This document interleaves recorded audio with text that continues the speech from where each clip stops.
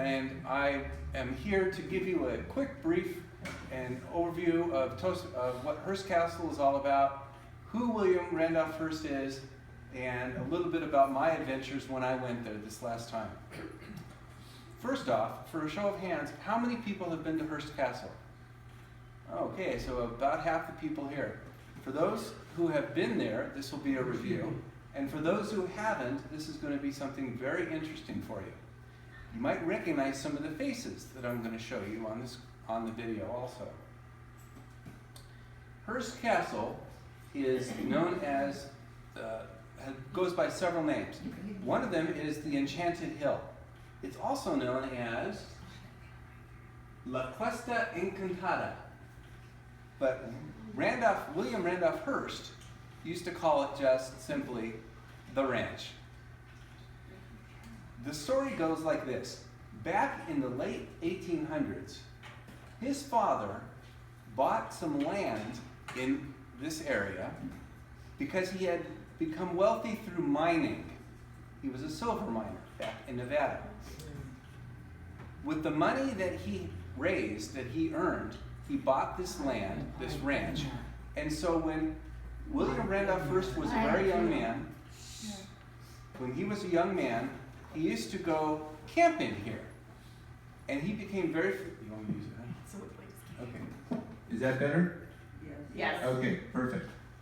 When William Randolph Hearst was a young man, he would go camping here. So he became very familiar with the surroundings and fell in love with the Enchanted Hill. In the early 1900s, his mother took him to Europe on several extended vacations, one of them lasting a year and a half. While he was in Europe, he learned a lot about the castles, the churches, and the other monuments that were there. You might be wondering where Hearst Castle is. This is a picture of California, and in California, there's San Francisco on the top and Los Angeles in the bottom. Hearst Castle is right smack in the middle. It is so isolated that there really isn't any major thoroughfare there except for Highway 1. To get there from either location takes about 3 to 4 hours, depending on the traffic. Yet, because of its popularity, Hearst Castle continually gets almost 750,000 people visiting it every single year. It says something quite spectacular about the location. Who is William Randolph Hearst? The best way I can describe that is by reading a quote that will help you understand who he is. There are a very few people who come and go on this planet, but when their names are spoken, a multitude of definitions come to mind. It can often be said of these people that they lived more than one life, and therefore one description will not suffice. William Randolph Hearst. To anyone who ever heard that name, a myriad of portraits immediately appear. Some are supplied by those who knew him, many more by those who didn't. But for all the definitions placed on this intriguing and complex man, he might, if he were still alive today, use just one word to describe himself: builder. From his early age as a camper on the Enchanted Hill to his death in 1955, he continually built things. The first thing that he built was a newspaper empire. You've heard of the National Enquirer? A national newspaper like that got its start in San Francisco with the San Francisco Examiner, a newspaper that William Hearst was acquired at an early age. He moved it to New York and competed with other sensationalist magazines and newspapers in that area, eventually leading to many different newspapers throughout the whole country. With the money that he earned through the newspaper empire, he also built a newsreel organization that produced newsreels that we would look on. We would see CNN today, but back then they had newsreels. And you would go, say, once a week to a movie theater and watch a newsreel of what was happening in the world. He built a company to do that. One of the things that he did also at an early age is form a partnership with a woman named Julia Morgan. Julia Morgan was an architect unlike any other. She was the first woman to get an architectural degree at the University of France, and also became the first licensed architect in California, female architect in California. They became friends, and they developed a partnership that lasted 28 years. He began construction of Hearst Castle in 1919. At that time, there was just a hill. He brought in hundreds of workers that had to literally set up camp and live on the site. He built a runway and a small airport so that supplies could come in from Los Angeles and from San Francisco and from parts farther away. He also built a small dock at San Simeon, which is the small city that is where Hearst Castle is located. One of the reasons he did that is because a lot of the artwork that he collected was shipped across country on rail, but also some came from the Orient by boat. Hearst Castle is huge, 90,000 square feet. It has 56 bedrooms, 61 bathrooms. Would that be enough for you? Yeah. 19 sitting rooms and 127 acres of gardens.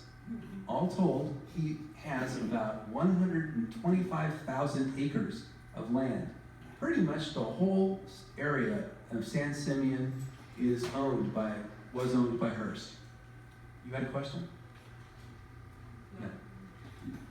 You might be wondering how big that is. Well, let's make a comparison. The White House is only 55,000 square feet and doesn't have anywhere near as many bedrooms, and certainly not as many bathrooms. Hearst built the largest private zoo in the world. He had exotic animals like polar bears, where he had to bring in ice to make sure they were kept cold. He had zebras, giraffes, elephants, many different varieties of deer, and all of these animals lived and were maintained by full-time veterinarians at the zoo. If you go by Hearst Castle today, you will see descendants of the original zebras living and foraging in the field. This is a more recent picture. These are descendants of the original zebras. There are some deers also. These zebras are seen right with the horses, right as you're going along the freeway, heading towards the visitor center. All of the animals, when the Hearst Castle was closed down and donated to the state, I'll talk about that in a minute, were all donated to zoos across the country. And so they were maintained and they were still alive. You might recognize some of these people. These people are, hold on, there we go. Do you recognize these names? Okay. Well, these people were all guests at Hearst Castle, including two famous presidents, well, a famous president and Winston Churchill. Now, these are some pictures that were taken that I still have, that were actually it was hard to find pictures from back then. Who's the person on the far left? Anybody? Clark Gable. Marion Davies was his longtime personal friend, and she's in the middle there. I do not know who the gentleman with the top hat is, but the man on the far right is William Hearst. Lou Costello and Charlie Chaplin were frequent guests. This is just a setup picture that they made. You might not recognize Charlie Chaplin. I certainly did when I saw pictures of him like this, because we all saw him. This is a picture taken in the 30s, and most of his pictures were done in the early teens and before that, early 1900s. And in this picture, you'll see Charlie Chaplin right in the center in a completely different repose. Doesn't look like him at all. Marion Davies is right next to him. Charlie Chaplin, among many, was an excellent speaker. He held people in rapt attention for hours with his stories. Back then, there wasn't even radio. So people would talk. They would share stories. And this is a great example of people listening to him share a story, much as you would listen to a friend talk. And he would gather, there would be people coming in and out of the room, listening to him share stories. And he wasn't the only one that did that. When you were a guest at Hearst Castle, it was an honor to be there. But your honor wasn't, you didn't stay a long time. But one of the things that they wanted you to do, during the day you could play, and I'll show you some scenes of other things that they could do and various items. But during the day, while you would have all this activity, at the evening, you would go to the main room and you would enjoy a dinner. But before that, you might go to the main lobby, the sitting room, and you can see that fireplace is bigger than Hearst is. What I wanted to point out is at the very front, you see Marion Davies, and I'm not sure what she's doing. It's either popcorn or a very large jigsaw puzzle. And on the far top right, if you notice, you'll see the face of a gargoyle. That is one of his many, many museum pieces that he collected and brought into the castle. Citizen Kane was a movie that was made about Hearst and his life. He used the castle as inspiration and Hearst as inspiration for the movie. How many people have seen Citizen Kane? Great. What's the famous word at the very beginning that he says, at the very beginning and then at the very end? It's a woman's name. It is. Well, sort of. It could be. Rosebud. Sound familiar? That's right. Okay. That wasn't real. That was something that Orson Welles, right there in the middle, he designed. He came up with. And that was a famous scene where he is on his sled. And he's at the very beginning, he's sliding down the sled, and on the sled, it says Rosebud. At the very end of the movie, after everything has gone on, after all of his newspaper conglomerates, after he's built his castle, after everything's done, the very last word that he says as he's dying, the most important thing in his whole life, the last word, what's the last word you would say? His last word?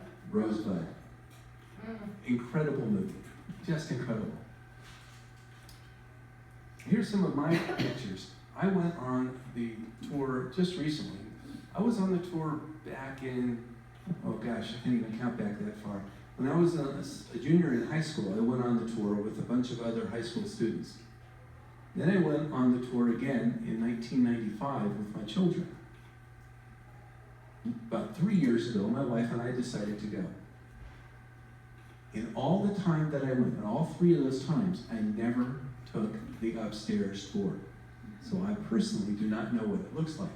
And unfortunately, I don't think I'll be going on that tour anytime soon. So I have to rely on pictures. But the tour that I went on was the main floor tour. And I want to show you a little bit about that.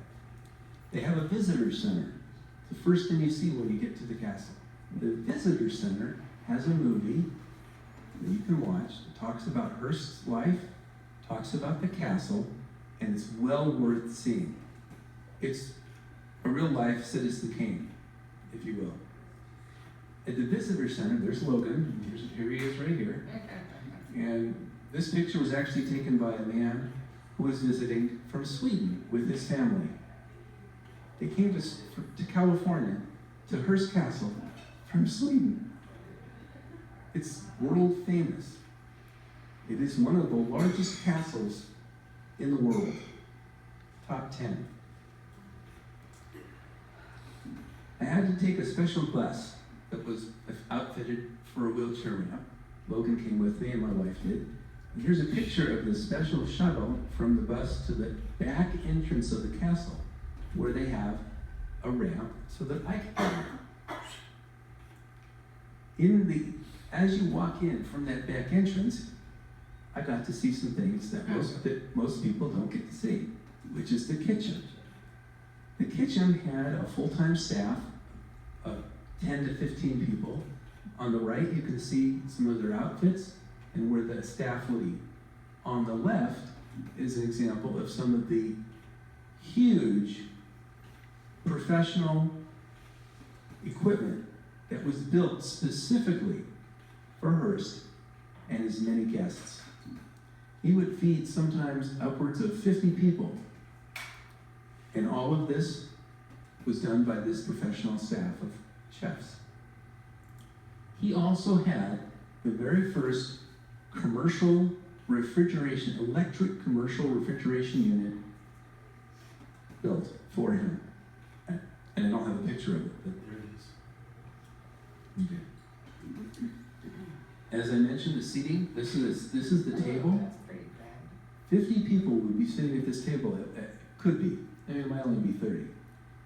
What's interesting is that Hearst would sit in the center, and you would know if your stay was becoming not so welcome if you found that your place setting was moved farther and farther and farther from Hearst.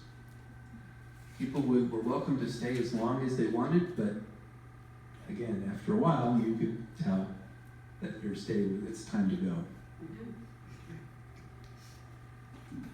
The museum class art that he had at Hearst Castle was built from his many visits to Europe. He bought these pieces over a period of 28 years while he was building the castle, and instead of storing them in a warehouse, this was one of his original motivations. Instead of storing them in a warehouse, he built a house to store them in. And as it turns out, this house is a castle. Many of these pieces are valued at over $10 million a piece. The whole castle cost about $50 million. In today's money, that's well over $1 billion. But if each of these pieces were sold, we're looking at more like $10 to $20 billion. In fact, they're really not saleable because you can't sell this type of art anymore, nor can you acquire it. You can't go to Europe and buy museum quality artwork anymore. He even had some Egyptian art. When I went there, I didn't see this. It wasn't until I actually was doing some research on the castle that I found this picture, and I just loved it. So he bought all kinds of art. And if you ever go there, or if you ever want to do a research online, you'll see some amazing art. He also had full-size tennis courts. In the background, you can see that there's changing rooms. The tennis courts were above the Roman pool. The Roman pool was 10 feet deep and fully indoors. It had a 1 meter board, which you see there, and a 3 meter diving platform. Back in the 20s and 30s, many people did not know how to swim. So only the very bravest would go to this pool. If you go to the visitor center and watch the video, which you can also find online, by the way, you'll see a woman climbing out of the pool, walking up the steps to this platform and diving off this platform into the 10-foot deep pool. Probably one of the very few that did so. The tiles, it's hard to see, but the tiles on the floor are gold inlaid glass tiles. It's pretty amazing. All of the light fixtures were originally lamps, were gas lamps, and they were converted to electric at an early time when electricity was barely known. He had a generating plant built so that he could supply electricity to his facility. This pool is called the Roman pool, but the other pool that he had is called the Neptune pool. In this picture, you see it filled with water. But right now, it is empty. It's been empty for about 5 years. The reason? We have a drought. And so they've kept it empty. This pool was rebuilt twice. In fact, many of the structure, much of the structure of the castle was rebuilt many times because Hearst kept changing his mind. So they would build a pool. Julie Morgan would say, "Here's the pool. How does it look?" And Hearst would say, "It's okay, but I like the view better. I want more of a view." So they tear the pool out, put a new pool in. He had the money, and that's the kind of person he was. He was a builder. And it's a little bit hard to see from this, but you can kind of see going around here, it looks like columns. If you were to look at this picture at a different angle, you'd see that it curves around like this. And the inspiration for that was from the Roman Colosseum. Much of the artwork that you see just sitting around the pool, just hanging out, those are all, like I said, $1 million, $10 million pieces. Just amazing. When he went to Europe, he often would go to a church and admire the ceiling tiles. He would admire them so much that he would buy the entire ceiling. He would have the ceiling shipped to the castle and tell Julia, "Here is a ceiling that I want to have fitted in my castle." And she would design and they would build a room to match the ceiling. You could call that eccentric, or you could call that inspired. There are so many things that I could share with you about Hearst and about the castle, but I will leave you with one other thing. Hearst lived more than one life. He lived the lives of many. He was described, as I mentioned in the beginning, a builder. He had a newspaper empire that was from coast to coast. People admired him, revered him. Some people hated him. Some people thought him a scoundrel. In the early 1900s, he wanted to run for president. But his newspaper got in the way. Sound familiar? Somebody we know running for president who was a businessman? Yep. You never know. President Hearst. He didn't run his newspapers. So here, hopefully I've given you a brief idea about the life of William Hearst and the castle. And I'll close by this final thing. He ran out of money in the late 30s. At that time, he decided to donate his castle to the state of California. The state of California made the castle a state historic park. That was in 1951. A few years later, 1958, the castle was open for tours. Shortly after that, it was designated a United States Historical Park. If you go to Hearst Castle today, you can stay in San Simeon, which is the nearby city, or Cambria, which is another city that's very close. Cambria is my destination of choice. I go there every year with my wife. Does anybody have any questions about Hearst before we close? Or the castle? Yes. Something, I think he did not allow liquor at the castle. He didn't allow people drinking.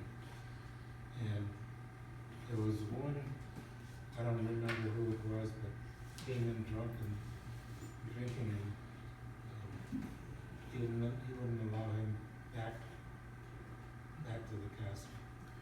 The question or the comment was that Hearst did not allow drinking, and I don't know this is a fact, I hadn't heard that, did not allow drinking in the castle, and a woman, was it a woman? Man came to the castle as a guest, but he was drunk, and Hearst wouldn't allow him to stay there. I wouldn't put that past him. People were encouraged to be active during the day, but not drunk. So that kind of makes sense. Any other questions? It was an actor, I don't remember which one. Probably was an actor. Most of his guests were actors or politicians. The list is huge. The list that I had up there was short. I just thought I'd pick the most famous names.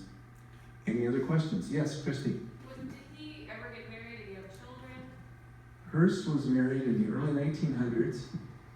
He had 2 children. You might have heard of Patricia Hearst, Patty Hearst. Okay. That's right. But during most of his life, he was with a woman named, as I mentioned in the video, Marion Hearst. I'm sorry, Marion Davies. She was an actress, but she was his mistress for many, many years. And if you went to Hearst Castle, you wouldn't see his wife. Her name was Millicent. You would see Marion. I'm not sure about Millicent. I'm not sure what happened. I didn't do research on her because it wasn't the focus of this talk. Any other questions? Comments? Very well done. Praise. I got praise. Thank you. That'll work. Anything else? Great. Then I will say thank you for coming. And it's been fun being your host for now. Enjoy the rest of your day. Thank you.